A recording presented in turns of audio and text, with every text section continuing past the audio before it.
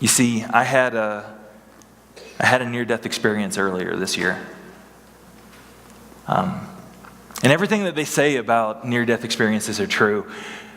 I mean, whenever it happens, your life flashes before your eyes, and after it's over, everything seems so much more real, so much more vivid, colors, the way things taste, the way things smell. Let me explain what happened. You see, I just recently graduated from seminary, so I was working on some assignments, and I was pounding away on my laptop, and my wife got home from her teaching job. She had a stack of papers that she was going to have to grade, so she brought them in, set them down on the table, stood dead in front of me, looked at me and said, "Well, I'm ready." I said, "For what?" She said, "To go out." I said, "Oh, you want to go out tonight?" "Well, it is Friday, the 12th, and you work all day Sunday, the 14th. "Well, yes, honey, I'm a minister, and typically we work all day Sundays. So I was thinking that we could go out tonight, Friday the 12th, because Sunday would be the 14th of February. Well, honey, let me finish this assignment. I shouldn't be more than 2 or 3 hours, and we'll be on our way." Then my wife started acting funny. Normally, she would get to work on her grading that she had to do, but instead, she started streaming the Gilmore Girls. But instead of watching the TV, she was glaring at the side of my head. It's as if she wanted me to realize something, but I didn't know what. And then she pulled one of our beagles up onto her lap, and she started petting him and talking to him in a strange way. She was saying, "Yeah, that's right, Theo. You love me, don't you? You love me, Theo." Again, I knew that she was talking to the dog, but it seemed as if she was trying to get me to understand something. But what? And then she called her mom. The conversation went something like this, at least from what I heard. "Hi, Mom." "Nothing." "Yeah, no, nothing." "No, seriously, nothing." "I don't think so." "Mom, it's not funny." "Well, I'll call you later." At that point, a horrible thought popped into my head. "Honey, Valentine's Day is next weekend, right?" She said, "No, it's the 14th of February, like it is every year."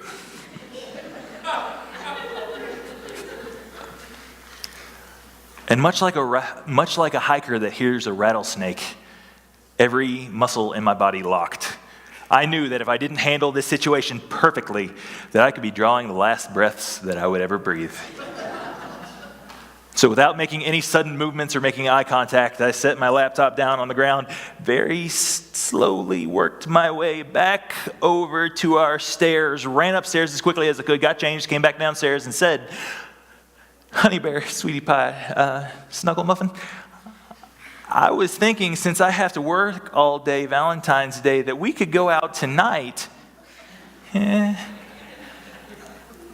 She went, "How'd you know?"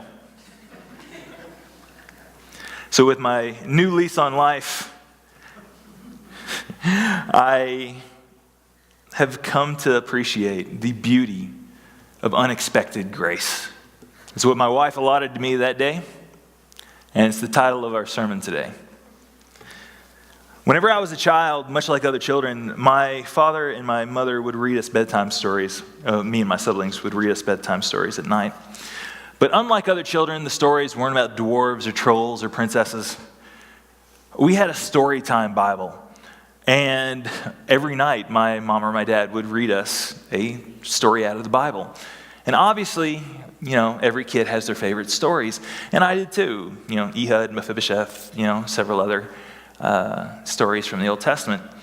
But there was one story I remembered my mother reading, and I didn't like it at all. After it was done, I remembered looking at her and said, "Where's the good part?" That story is our text for today.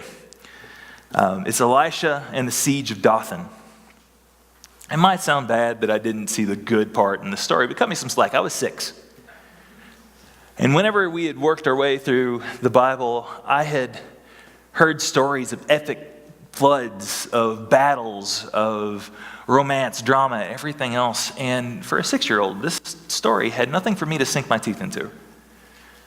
But praise God, I came back to it later in life, and I sank my teeth into it again. And it is an absolutely wonderful story that is full of unexpected grace, undeserved grace, freely given grace, beautiful grace, or as Dietrich Bonhoeffer would say, free grace. We're going to walk through this scripture together. We're going to be in 2 Kings chapter 6, verses 8 through 23. We're starting in verse 8. Now the king of Aram was at war with Israel. After conferring with his officers, he said, "I will set my camp up in such and such a place." The first setting for this story is in Aram. Most all translations agree that it was Aram, but there's a few translations that say Syria. This is not that big of a deal. Aram was a part of Syria, and any raids that would have been done on Israel would have been carried out by Aram. Aram was just to the northwest of Israel, and it had a violent history with Israel. Aram was a part of Israel at one time. It was conquered by King David. But it was short-lived because the Arameans overthrew the Israelites and regained their independence. Then Aram, as we see in this story, begins leading raids on Israel. The tensions between these two people are high. There's a lot of animosity. There is enough drama going on in between Aram and Israel for Taylor Swift to write a song about it. Okay, not as many people got that during the first service. Although the king of Aram remains nameless in this text, we know almost certainly that it was King Hazael. Hazael was encouraging this conflict and was attempting to make plunder off of Israel. He was instructing men to go here and set a trap, go here and set an ambush, take all of the troops and take all the chariots and go on this road and set an ambush waiting for the Israelites. But it never worked. Starting again in verse 9 and 10. The man of God sent word to the king of Israel, "Beware of passing that place, because the Arameans are going down there." So the king of Israel checked on that place indicated by the man of God. Time and time again, Elisha warned the king so that he was on guard in such places. Hazael's raids never worked because Elijah would get a divine word and would warn the king of Israel about the impending danger. These verses don't share the name of the king of Israel, but it was probably King Joash. Starting again in verse 11 through 14. This enraged the king of Aram. He summoned his officers and demanded of them, "Tell me which of us is on the side of the king of Israel." "None of us, the Lord, my king," said one of his officers. But Elisha the prophet who is in Israel tells the king of Israel the very words you speak in your bedroom. "Go find out where he is," the king ordered, "so that I can send men to capture him." The report came back, "He is in Dothan." Then he sent horses and chariots and a strong force. They went there by night and surrounded the city. King Hazael, knowing that his traps keep on failing, thinks the same thing that we would all think, that someone is leaking information. And he isn't just mad about it, he's livid. Someone's about to lose their head in more ways than one. However, he finds out that the reason all of his plans have failed is because Elisha tells the king all of his schemes through divine wisdom and not through the betrayal of those who are around him.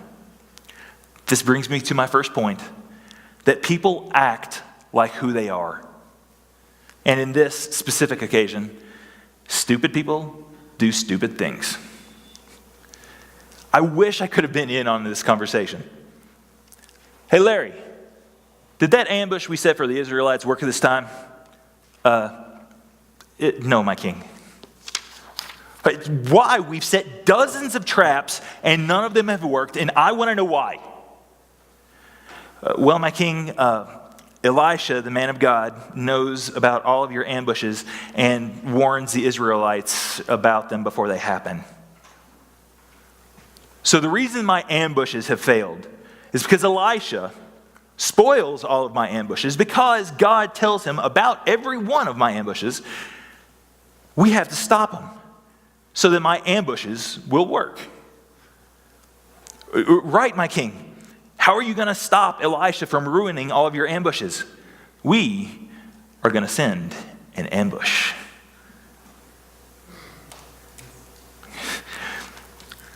Many of you know that the definition of insanity is doing the same thing over and over and over again, expecting a different result.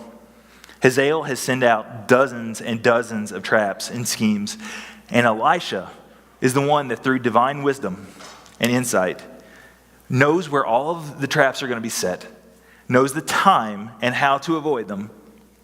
And now Hazael thinks that he can set a trap to catch the man who has spoiled all of his traps so that his traps will work. Hazael is stupid, and he does stupid things. Most of the time, people act like who they are. In Kentucky, there's a saying, if they will cheat for you, they'll cheat on you. Because cheaters cheat. If you're in a group of people that sit around and gossip all day long about other people, don't be surprised when one of those people gossip about you. Because gossips gossip. Liars lie. Hurt people will hurt people.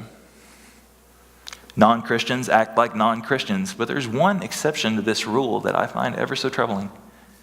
Sometimes Christians act like non-Christians. My friends, this ought not to be. If you call yourself a Christian, if you take on the name of Christ and as how you identify yourself, then do your best to live like him. Because the last time I checked, the book that we go by doesn't talk too kindly about the lukewarm. As we turn back to our text, if you've heard this story before, this is the part that you've heard. All my life, I've heard this sermon preached time and time again, picking up in verse 15 through 17. When the servant of the man of God got up and went out early the next morning, an army of horses and chariots surrounded the city. "Oh no, my lord, what shall we do?" the servant asked. "Don't be afraid," the prophet answered. "Those who are with us are more than those who are with them." And Elisha prayed, "Open his eyes, Lord, that he may see." Then the Lord opened the servant's eyes, and he looked, and he saw the hills full of horses and chariots of fire all around Elisha. You see, often in the ancient world, instead of two armies going head to head, one army, if they were big enough, would simply surround the city of the other army and starve them into submission, cut off their food and their water. That's what the servant of Elisha thinks is going on. He knows that his life could end very soon. He knows that everyone's life is in danger. He sees that. He knows that he could be drawing some of his last breaths, just like a husband that forgot Valentine's Day.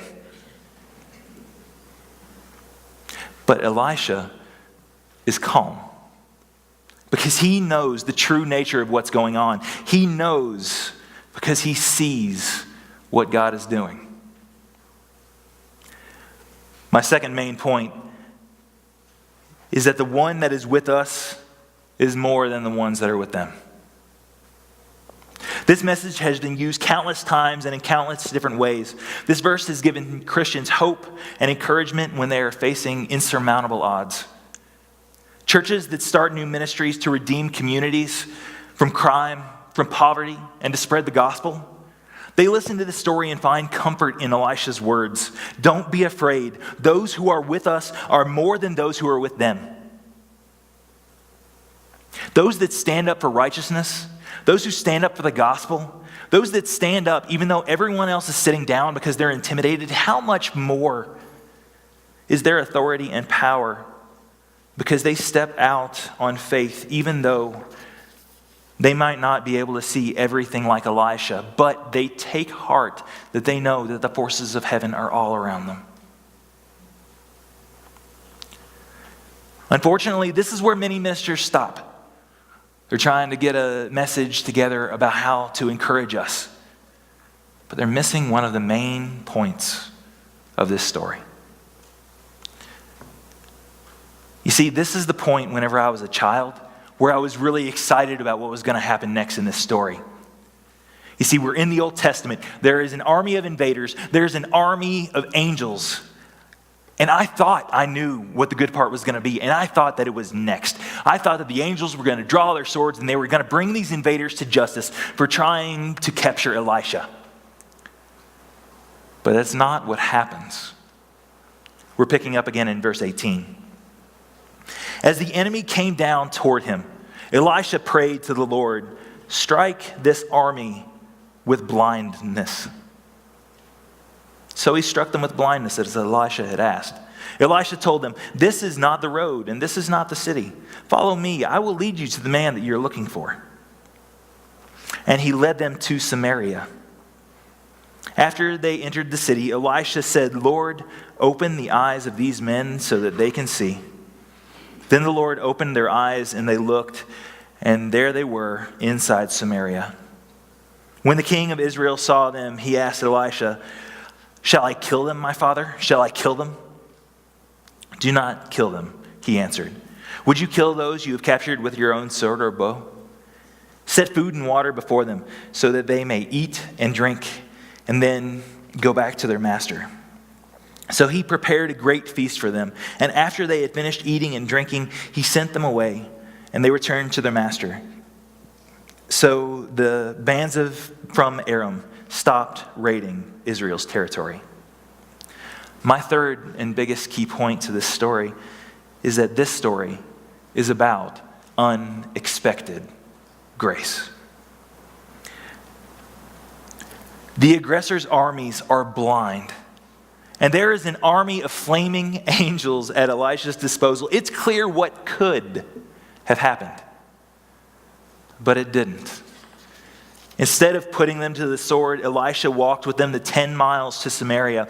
And when King Joash saw this opportunity, he thought that he could get an easy win. But because of Elisha and because of the divine wisdom he had, we learn through Elisha that unexpected grace is so much more powerful of a weapon than force.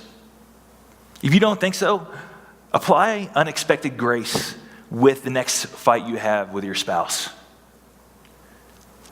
The next time your spouse starts a fight clear out of left field and you don't know why, fight back with unexpected grace. Does this sound familiar to anybody? You're woken up in the middle of the night by your spouse shaking you. You're like, "What's wrong, honey?" "I can't sleep." "Why not?" You're doing this thing with your chest where it goes in and then you puff it out and you suck it in and then you puff it out and it's keeping me awake. "You mean I'm breathing?" "Yeah, cut it out." The next time someone you love is in rare form, you could go ahead and fight with them conventionally. And you could win the fight because they probably know that they're wrong. But no one ever wins in situations like that. So, when you or they come home from work and they're expecting to continue the fight, fight back with flowers or a plate of their favorite buffalo wings. Proverbs 25 says that it's like heaping burning coals on their head. You see, you can fight conventionally and win. Or you can fight with unexpected grace and win reconciliation and redemption. You see, whenever I was a kid and I asked, where's the good part? It was before I became a Christian. And if you want to hear the good part, listen up, because here it is. The God we serve is not only creator, but he is also creative.